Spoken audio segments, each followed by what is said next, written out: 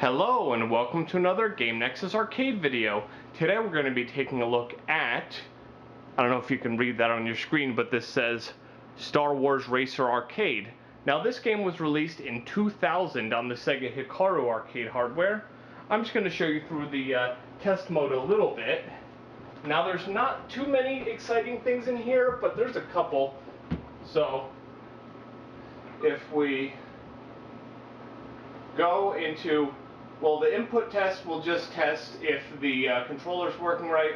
Output test is like initial D, where it just tests the lights.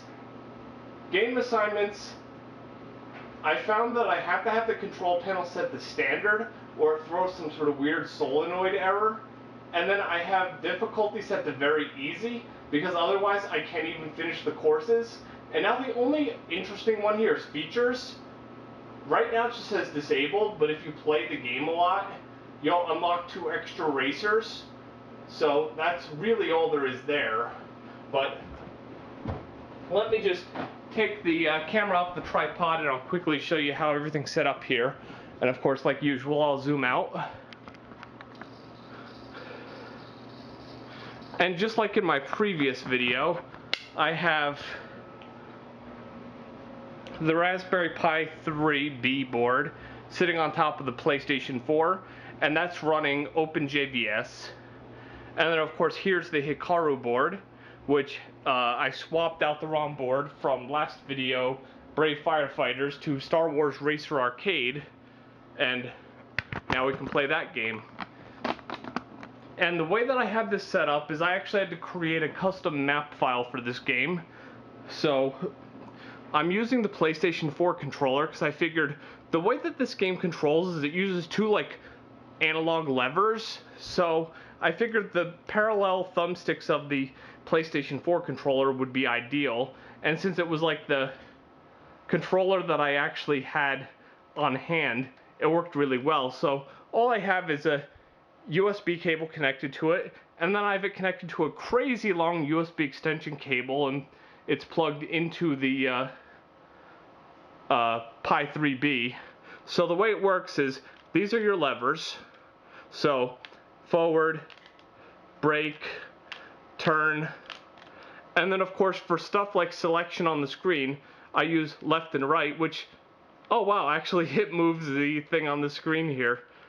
But left and right will move your selections, and then the options button, which is the start button, and then of course you have your boost and brake up here, and that's all there is to this game. So that's how I have that all set up. So that's how I can actually play this game without having to find one of those control panels, which all the years I've owned this, just like Brave Firefighters, I really haven't found the solution, but OpenJVS made a way for it for me. So now we can actually play some Star Wars Racer Arcade. So let me go ahead and get it out of our test mode here, and then we can play some Star Wars Racer Arcade. So let's go ahead and get it out of this input test that I got it into.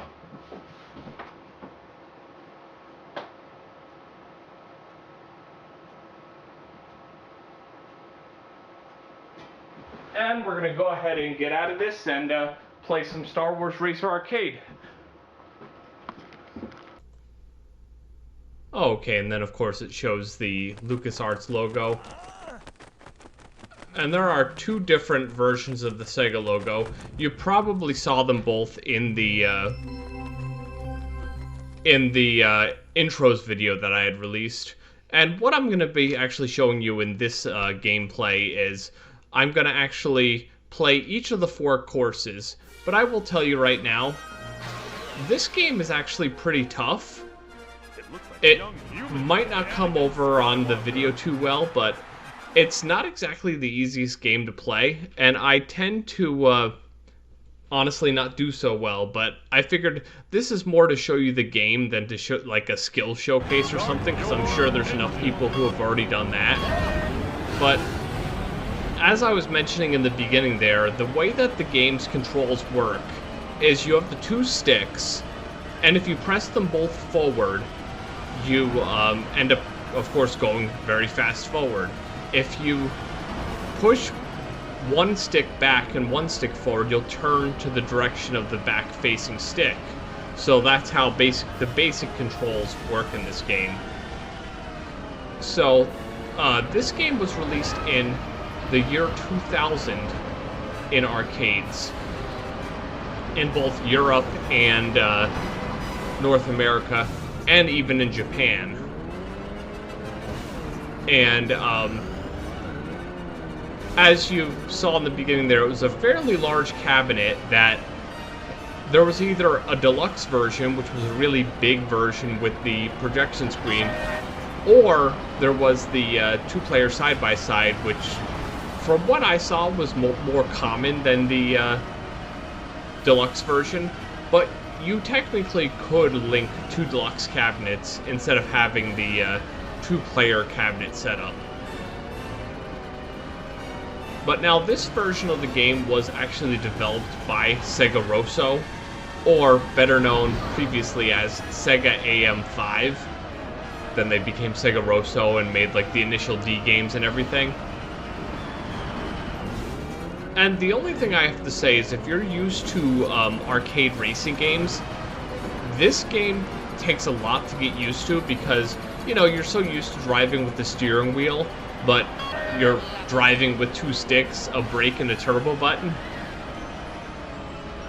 And now, from what I understand, the actual game, a lot of people will say, oh, I've already played this because I played the console version, but the actual arcade version of this game is a lot different than the console versions of Star Wars Episode 1 Racer, which I wouldn't doubt their controls have been simplified a bit. And it says here, gameplay, I'm actually looking at the Wikipedia article. Racer Arcade features 4 tracks: Tatooine, Bantha tracks, easy. I don't know if you're supposed to say this, but it's ETTI 4, Smuggler's Cove, normal. Malastair, Pixletto Challenge, hard, which have 4 laps, and then of course the Tatooine Boonta Eve Classic, which is the expert, which you'll see at the very end. And that's the one that actually took me the longest to get through, because the problem there was, as I'd mentioned in the beginning, I actually had to set the whole game to easy, very easy, to actually get through most of these tracks. Like, I think it was the first track I could get through if I like really tried, but the other ones I really couldn't. So I had to set it to very easy because the game is rather stingy with how much time it gives you, and it's kind of one of those things, like, I just wanted to play the game. As I said, I'm not trying to show how great I am at it, I just wanted to show this is what the arcade game looks like, played on the real hardware. And as you can see there, the best I actually did was 6th, but still I was able to play it, and you'll see the middle laps were actually the best. And now, when you get a time that goes on the scoreboard, you'll get this enter your name thing where you select the things, Jar Jar eats them, and then spits out the letters. And now, one thing I definitely have to say is a lot of people hated Jar Jar in Episode 1, but honestly, I really didn't mind him. I didn't find him as such a invasive, terrible character that everyone else seemed to. But you'll see that was like the 3rd run I actually did of this. And after this, we're going to be showing you the 2nd. And then there's your little game over screen that shows the little robots and everything.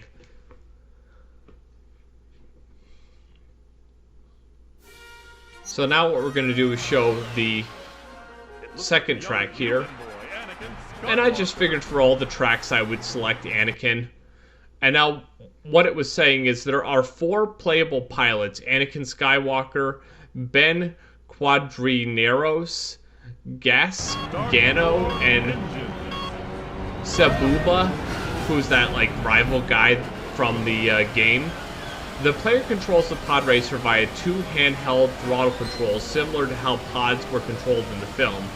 Unlike the home console video game Star Wars Episode 1 Racer, the player's racer is indestructible, although it can suffer slowdown from collision damage, and it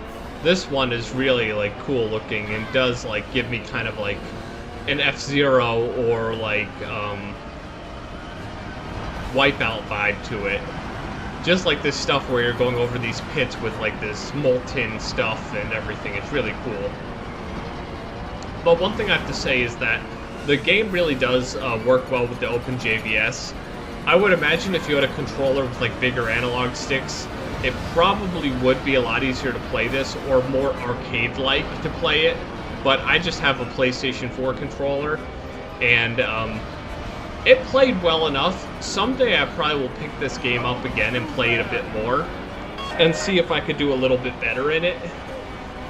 But I was just glad that after, just like with Brave Fighter Fighters, about like 5 years, I was finally able to play this like quote-unquote long-lost game, if you will, that there was no other way of playing it.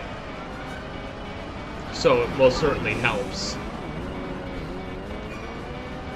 And what I didn't know when I was playing this, you hear all the alarms going off and all the buzzers and everything. I was thinking it was going to be like F-Zero or one of those other racing games where your control panel, your car can actually explode, but no, not to be had. So that's good.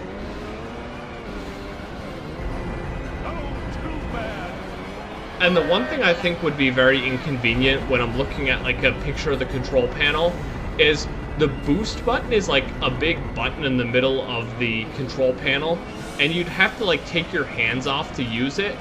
Whereas I think it should be like a button in one of the handles, which would make a lot more sense. But you know, I guess whatever they want to do. And then like the arrow buttons are just two little arrows on the by the right stick. I was just looking at the picture on Wikipedia of what the actual panel looks like. It sounded like one of the racers actually had exploded right then.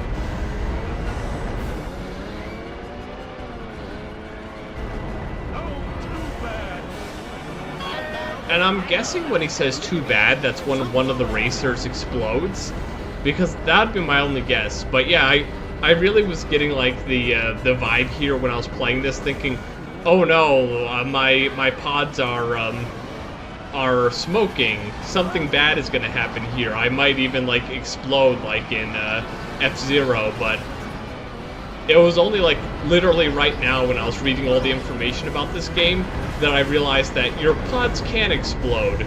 It just won't happen because apparently in the console game it can, but this one it cannot. Which really would make it better because, you know, this is an arcade racing game. This isn't really something where you want to worry about like the car or the vehicle being destroyed.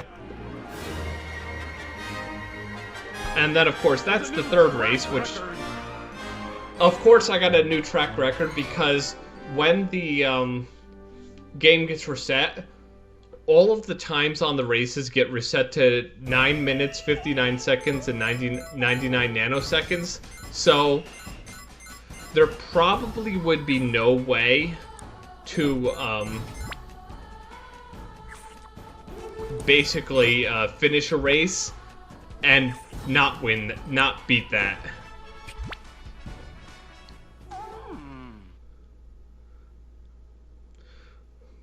And now here they're saying as far as the reception of the game goes, in Japan, Game Machine listed Star Wars Arcade Racer on their August 15th, 2000 issue as being the 5th most successful dedicated arcade game of the year.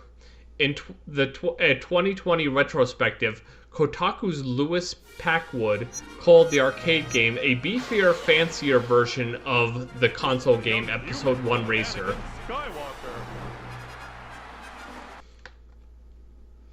And as you saw when I selected the stage, there was no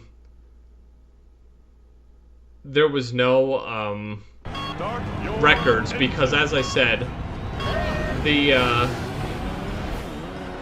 board's battery needs to be changed, so I'll probably do that next time I'm going to play any kind of Hikaru games for any length of time. but from what I understand, this race here is supposed to simulate the race from the movie. And a lot of the aspects of this last race do make it a bit harder than the other ones. Like, it's a much longer track, so instead of 4 laps, you only have to do 3. And I remember when I was recording this the other day, I was thinking to myself, I hope I can really finally get through this race, because even like at very easy, it seems like the time on this race is very tight. That if you make like 1 or 2 mistakes, you probably won't be able to finish. Because what kept on happening is I would get to the 3rd lap, and then on the final stretch, I would absolutely run out of time. So, and what ended up happening, this actually, what you see here is my 2nd attempt. Because my 1st attempt I did good, but I was like, you know what, I want to try again and see if I could do a little bit better. And sure enough, with what you're seeing right now, I ended up doing a little bit better, and got an ever so slightly better time, and I think I ended up finishing a couple ranks above what I was before, but, you know, not like 1st place or anything. And I don't know if you could hear it over my commentary, but if I ever have a time where I do the boost, and I get to like 2nd place, you'll hear Anakin yell, "Yeah," because he's happy that he's getting like beyond all the different racers, and so he can finally try to beat his rival. Yeah, playing this game, it makes me want to go back and actually watch the prequel trilogy and see what they're like again. Kind of like the good old-fashioned, you know, back in the day you kind of had like an expectation when you saw them in the theater, but these days we kind of know they're all right movies, but they're not like super or ultra amazing or anything. But it's just one of those things I want to sit down and just watch all the movies and be like, oh, I wonder how they'll hold up today. Yeah, there it was, what I just mentioned a few minutes ago, when you get past all the racers and Anakin yells, "Yeah."